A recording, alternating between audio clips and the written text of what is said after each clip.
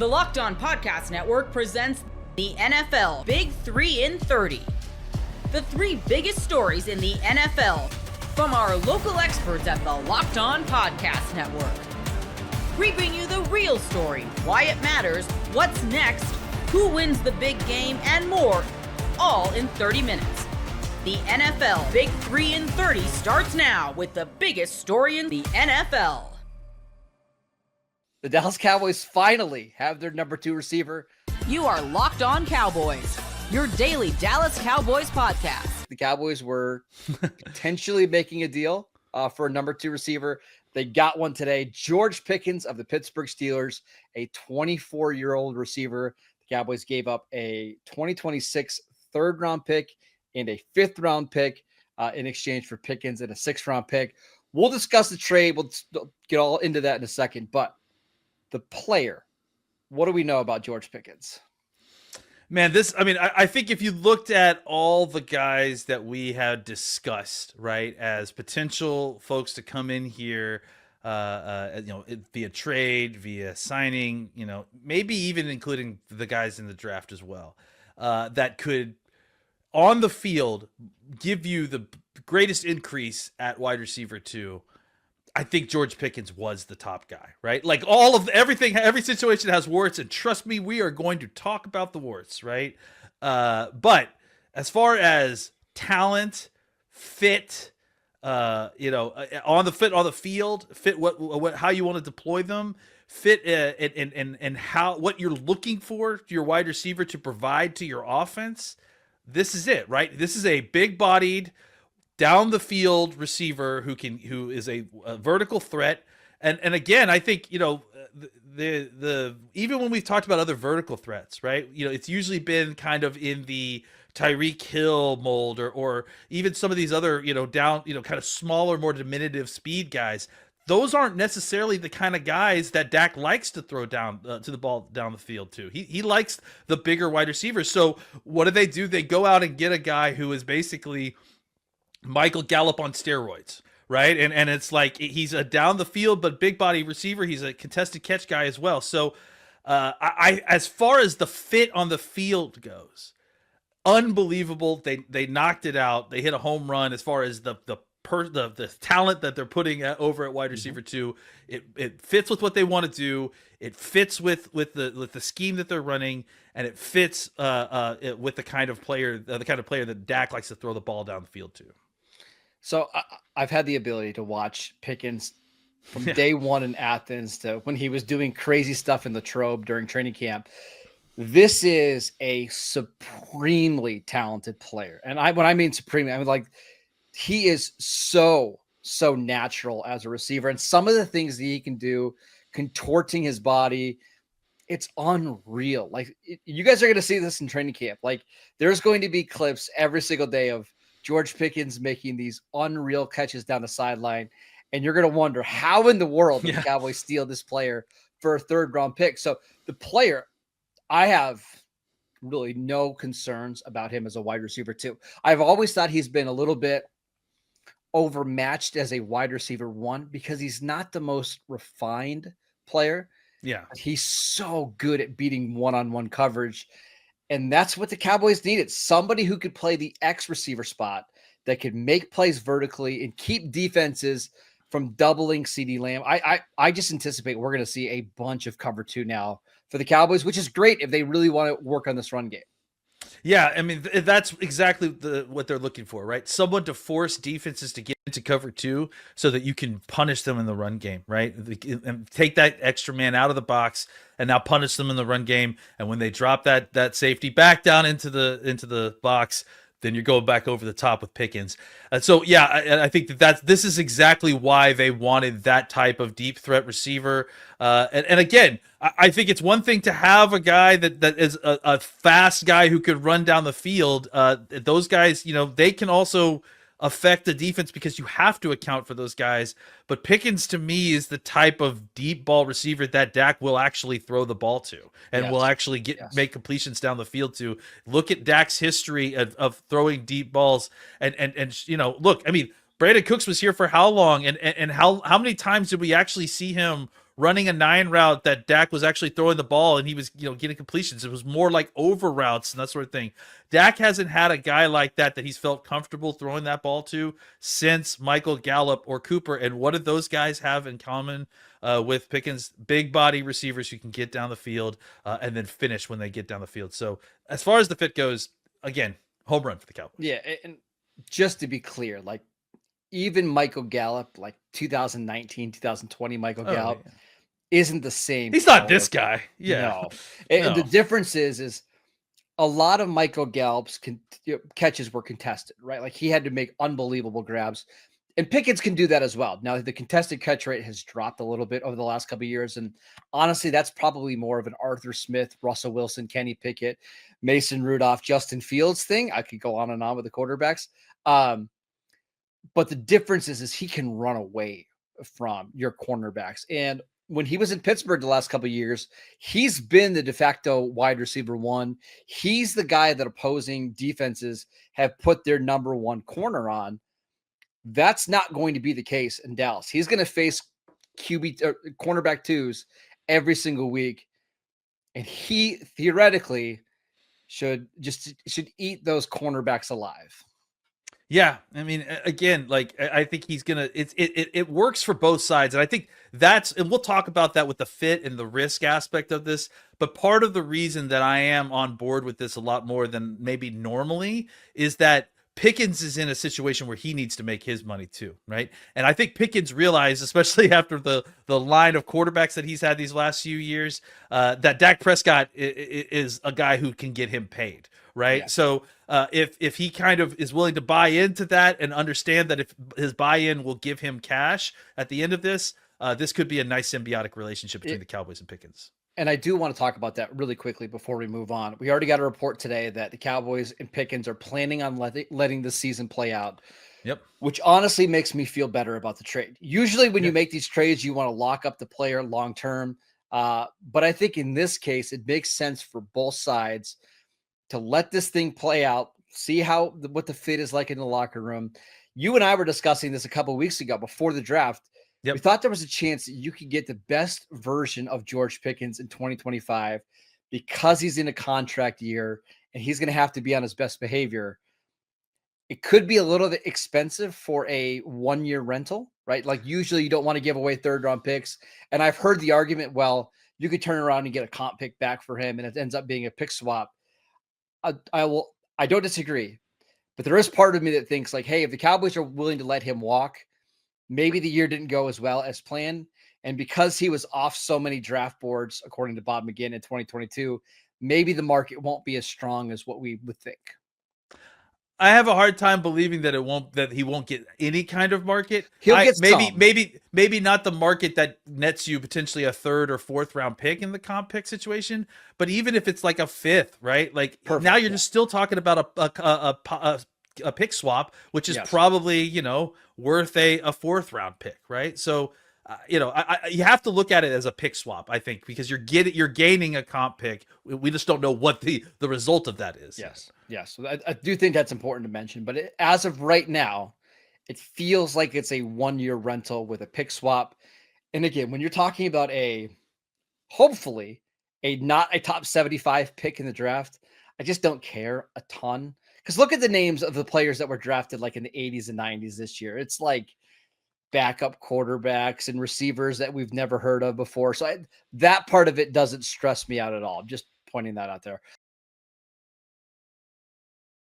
Ever check your bank account and wonder, where did all my money go? Between dining out, online shopping, and entertainment, it's easy to lose track. That's where Monarch Money comes in, your personal CFO, giving you full visibility and control over your finances. Monarch Money isn't just a budgeting app, it's a complete financial command center. You can track all your accounts, investments, and spending in one place. So stop just managing your money and start building wealth. Instead of juggling multiple apps, you can use Monarch to check your finances, track spending, and even plan long-term goals. Managing money with your partner is smoother than ever, and you can track shared and personal accounts, set goals, and stay on the same page without the stress.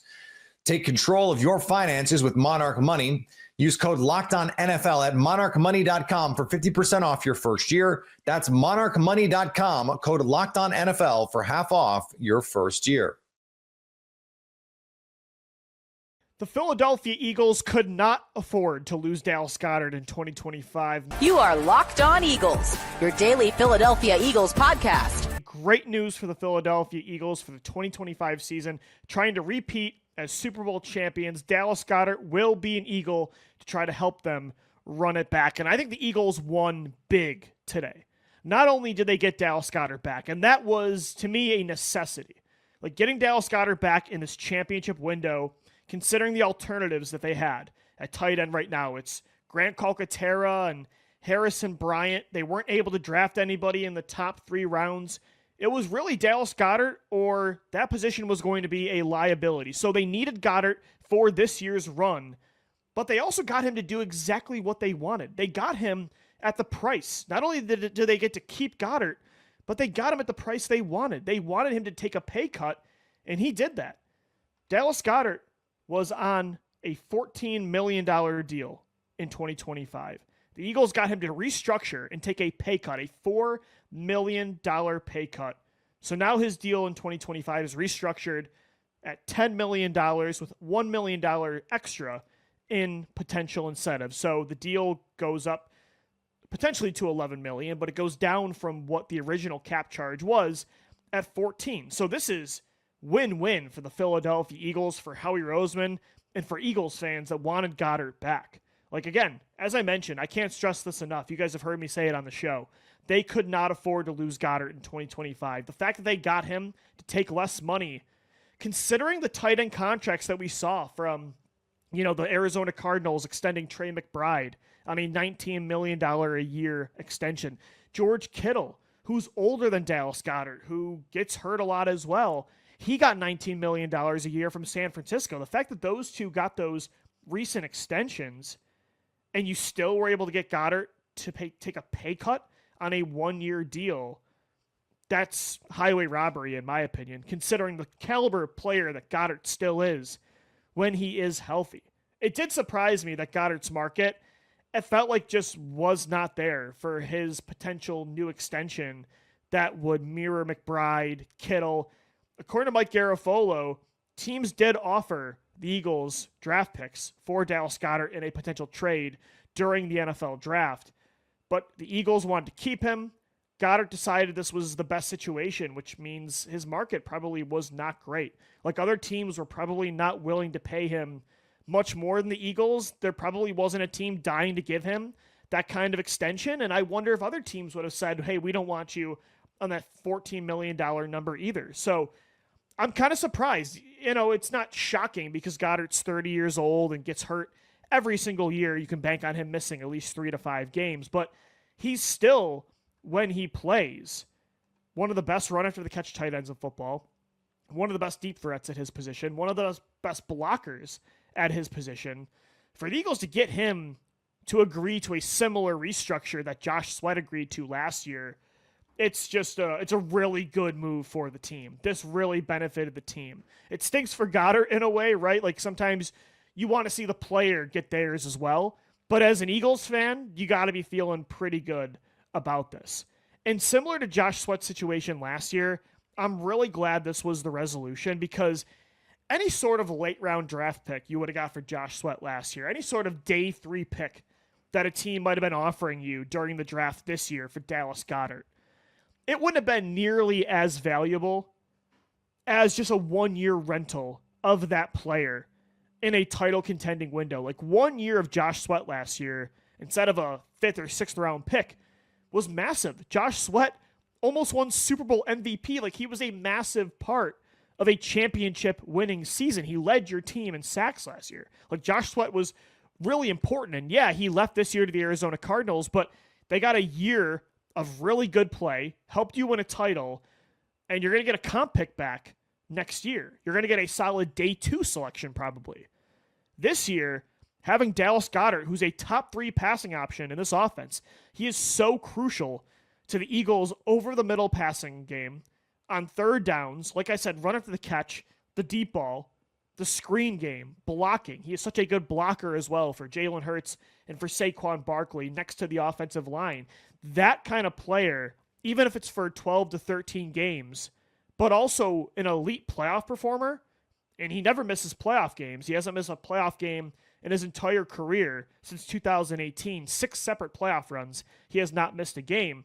That guy, for just one more year, is a lot better to me, a lot more valuable than a 7th, 6th, 5th round pick you were going to get. And considering the Eagles just took 8 players on day 3 this year, they have a ton of draft picks next year on day 2 and day 3. This is the better option. Like, I know the Eagles I think they were being really smart this offseason. They were making a lot of long-term decisions financially. They know they're paying a lot of players on offense. They know they have to pay Jalen Carter eventually and Nolan Smith, and they gave Zach Bond that big contract. They couldn't pay everybody, and they had to think with their head, not their heart. 2018, they moved with their heart a lot. Howie did a great job this offseason learning from those past mistakes, right? Kind of learning from that 2018 run.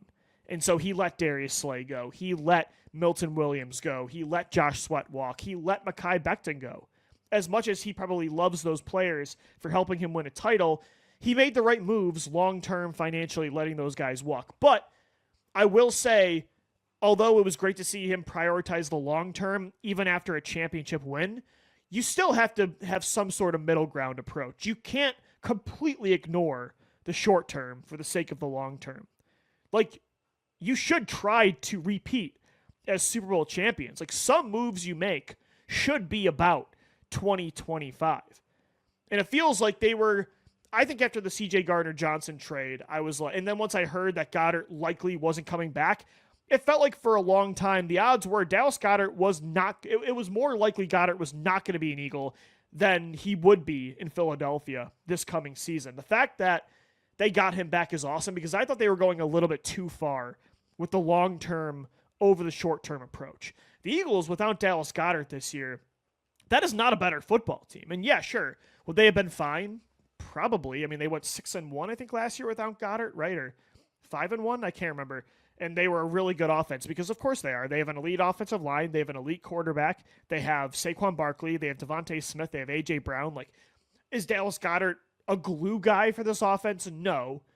But he is very, very valuable in different ways. He does a lot of different things for this offense. And he's just another option to take advantage of those mismatches that having Smith, having Brown, having Barkley presents. Like, a defense can't hone in on all of these guys. So when you have, to me, an elite player when healthy in Dallas Goedert as your 4th option on the offense, that's an incredible luxury that a title contending team should want to try to keep in any way possible. Like, try to make that work. And I'm really glad they did that because if not, again, they probably would have been fine. But if A.J. Brown gets hurt, or Devontae Smith or Saquon Barkley, you're an injury or two away from being in trouble on offense in the passing game. Like, I'm sorry, as much as I like Jahan Dotson, and I think Grant Calcaterra showed some signs last year of growth, that's not good enough behind Devontae Smith and A.J. Brown in the passing game. Like, you have to have more. And it would have been a significant drop-off. Going from Dallas Goedert to Grant Calcaterra, sure, again, say what you want about Goedert's age, about his injury history. He probably will not get an extension. He's probably done with the Eagles after this season, after 2025. So say what you want about him. But when he's healthy, he's a top 5 tight end in football. He is one of the most complete players at his position that we've ever seen. So I thought they should have just made it work. Even if he didn't agree to a pay cut, I would have guaranteed that $14 million this year. I would have even considered extending him. The fact that the Eagles were able to keep him, that's a win. The fact that they got it done on their terms, getting him to agree to a $4 million pay cut, is an even bigger win for the Eagles. I don't care about that, but the Eagles do because it helped them save money. And that was a big part of this whole dispute over these last few months with Goedert. So that was great news today, seeing Goedert will be an Eagle in 2025. Scaling your business requires the right expertise at the right time. With Upwork, you can find specialized freelancers in marketing, development, design, and more. Experts ready to help you take your business to the next level. Upwork gives businesses flexibility by connecting them with top freelance talent across multiple industries, including IT, AI, web development, and marketing. Whether you need extra hands for a project or a long-term partner, Upwork makes hiring simple and affordable. Posting a job is free and simple, and within a day, you'll have multiple qualified candidates to choose from. And you can create cost-effective growth for your company instead of hiring full-time. Upwork helps find affordable, top-tier freelancers to scale your business efficiently. Visit Upwork.com right now and post your job for free. That's UPWORK.com to connect with top talent and grow your business today. Foley Fatukasi is back in the mix for Houston. You are Locked On Texans, your daily podcast on the Houston Texans. Foley Fatukasi, he's back. He's back. He was a fan favorite for Houston last year. He's a guy that I believe really wanted to go out there and test the market for himself, right? I think Houston was prepared to see what he was going to do, or if he was going to leave, if he was going to come back. And during the draft, I was beating my chest and screaming when Houston didn't take a defensive tackle around the same time that they took cornerback Jalen Smith, who, by the way, signed his rookie contract. And I thought that was a mistake for the Texans at the time, but clearly I was wrong. And for Foley Fatukasi, I'm glad I'm wrong. Felt like Foley wanted to go out there and test the market, but he came back here to Houston to run it back one more time. He was limited to 11 games last season due to injuries in 2024, but when he started, when he was on the field, when that big body was clogging up lanes and allowing for the linebackers to eat and allowing for the guys on the side of him to eat, the Texans allowed an average of 107 rushing yards per game compared to when that big body was off the field, when it wasn't somebody out there clogging up the lanes like he was able to do, when it wasn't somebody out there being able to physically just control the line of scrimmage. The Houston Texans gave up nearly 126 yards on the ground when Foley wasn't out there. A great defensive tackle vet to have in that room, a player Houston loved last season. His presence gives Houston the comfortability that they're looking for inside. That room is full of vets, and for the rookie, Keontae Hamilton, he's a guy that I don't expect to play this year, but he's a guy that can absolutely learn from the likes of a Foley Fatukasi, learn from Mario Edwards, learn from Tim Settle. He can learn from those guys. He could possibly be the next version of another fan favorite, Khalil Davis, in years to come. And I think for Houston, bringing back Foley gives them, again, the guy up front that was able to control everything, and the back end of their defense benefited, and the guys on the side of him benefited a lot. Now, the two early predictions. This is a deep tackle room. 7 true defensive tackles plus Danico Autry. And my 2 early prediction is, and the rookie Hamilton isn't included in this. Again, I think he'll be a practice squad player. He could shock me. He could shock us all. He could, very well make the 53-man roster. Don't think it will happen. But my 2 early prediction is Houston's inside guys don't take up a lot of space against the cap. Very inexpensive group, so I don't think it'll necessarily come down to how much money they can save, like the advantages of saving money, but purely what happens on the field and age. Danico Autry is a player that I could see Houston moving on from. I could see it happening. You bring back Foley again, that gives you the comfortability up front from a guy inside that can dominate, right? Danico will be 35 to start the season. From weeks 12 through 17, 0 sacks, 0 hurries, 0 quarterback knockdowns, 4 tackles. He did rebound in the playoffs, had a better playoff run, right? The cap savings, like I said, I don't think Houston would be looking at that for Danico as the sole reason why they'd move on from him. But the cap savings for a post-June 1st cut would be a little over $4 million according to Over the Cap. But ultimately, it comes down to, is there a player or players that supplement what Danico Autry will give you on the inside and what he'll give you on the outside? Sheldon Rankins is back, a younger player. Favorable contract as well. Mario Edwards. Two guys that are both younger. Houston signed Darrell Taylor in the offseason as well, who is also younger. That D-line room is probably the most competitive group in terms of talent and production on this team. Right? I don't want to look at, like, you can say the corner room, but once you get past Kamari, it drops off. Linebacker, that is a very talented group led by Aziz. Henry T took a major step last season. Probably the most talented player in that room, Christian Harris. We just got to see it, right? We just got to see him out there on the field. He'll shut us all up. But for that D-tackle room, especially considering that they brought those guys back and the production that they were able to have last year, that's a deep unit. That D-line altogether is a deep unit. And when I look at Danico, I ask myself, is there a guy out there, again, that is younger, a little bit more favorable contract, and they can be a consistent threat on the field? Autry is a player that sometimes what he does may not show up in the stat sheet, right? And I get that, but age matters. Age just ain't nothing but a number here in the NFL. Like, at some point, unless you're Tom Brady, that age catches up to you. So, again, when Houston gets Foley back, you got to keep in mind how Houston rotates those defensive tackles a lot. Autry got suspended at the start of the year. That allowed for other guys to get opportunities. And I think in the meantime of his absence, we saw Tim Settle just completely rocket for Houston. Like, he was a monster for Houston up front. And again, he'll be a year older. Will he fit this year's team? I can see him being on the outs at the end of the preseason time for Houston. And what I love most about all of these conversations is I love the fact that I believe we're going to see real competition. And the competition won't just be at practice against one another. Don't know if Houston's going to host a joint practice this year, but they're going to really take preseason seriously. I believe so.